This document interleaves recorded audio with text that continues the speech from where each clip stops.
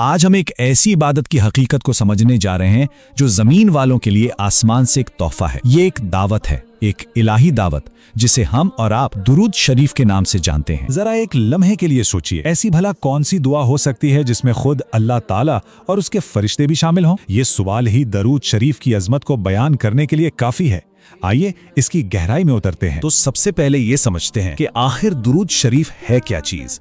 دیکھیں، یہ صرف کچھ لفظوں کا مجموعہ نہیں ہے، اس کی اصل روح محبت اور احترام میں چھپی ہوئی ہے۔ سیدھے سادے لفظوں میں درود شریف، جسے عربک میں صلوات بھی کہتے ہیں، وہ دعا ہے جو اللہ کے آخری نبی حضرت محمد صلی اللہ علیہ وسلم کے لیے کی جاتی ہے۔ یہ رحمت، برکت اور سلامتی کا ایک پیغام ہے، لیکن اس کی حقیقت اس سے کہیں زیادہ گہری ہے۔ یہ دعا ایک مومن کے دل سے نکلی ہوئی اپنے نبی کے لیے اس کی محبت، اس کے احترام اور اس بات پر شکر گزاری کا سب سے خوبصورت اظہار ہے کہ ہم ان کی امت میں سے ہیں۔ اچھا، تو اس عمل کی بنیاد کیا ہے؟ یہ حکم آیا کہاں سے؟ اس کا جواب ہمیں ملتا ہے سیدھا قرآن پاک سے۔ اس عمل کی عظمت کی سب سے بڑی دلیل قرآن پاک کی اس آیت مبارکہ میں ہے۔ یہاں غور کرنے والی بات ہے کہ اللہ تعالیٰ پہلے فرماتے ہیں کہ وہ اور ان کے فرشتے نبی پر درود بھیجتے ہیں، اور پھر اہل ایمان کو اس کا حکم دیا جا رہا ہے۔ اس بات کو سمجھنا بہت ضروری ہے۔ یہ کوئی معمولی سفارش نہیں ہے، بلکہ یہ اللہ کا اپنے بندوں کے لیے ایک سیدھا اور واضح حکم ہے۔ اسی لیے درود شریف پڑھنا اپنے آپ میں ایک بہت بڑی عبادت کا درجہ رکھتا ہے۔ علماء نے اس حکم کی بنیاد پر اس کے پڑھنے کے کچھ لیولز یعنی درجات بتائے ہیں۔ زندگی میں کم سے کم ایک بار پڑھنا ہر مسلمان پر فرض ہے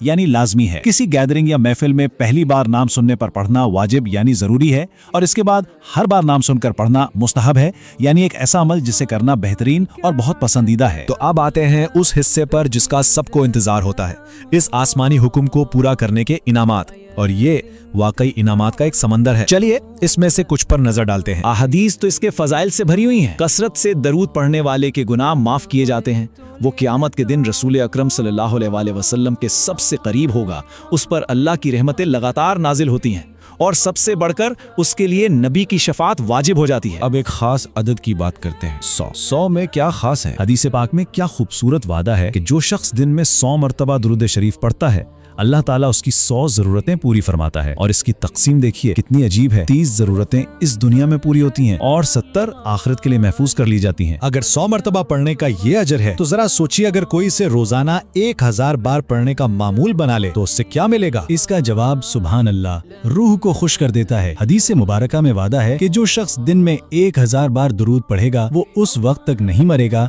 جب تک جنت میں اپنا مقام نہ دیکھ لے۔ اچھا، اتنے فضائل جاننے کے بعد اب سوال یہ ہے کہ اس خوبصورت عبادت کو اپنی زندگی میں شامل کیسے کیا جائے؟ دیکھیں، درود شریف کے بہت سے کلمات ہیں جو بزرگان دین سے ملتے ہیں، جیسے درود تاج، درود غوثیہ وغیرہ۔ ہر ایک کی اپنی فضیلت اور برکات ہیں، لیکن ان سب میں ایک ایسی فارم ہے جسے احادیث میں سب سے افضل اور مستند مانا گیا ہے، اور وہ ہے درود ابراہیمی۔ جی ہاں، یہ وہی درود ہے جو ہم سب اپنی نمازوں میں پڑھتے ہیں۔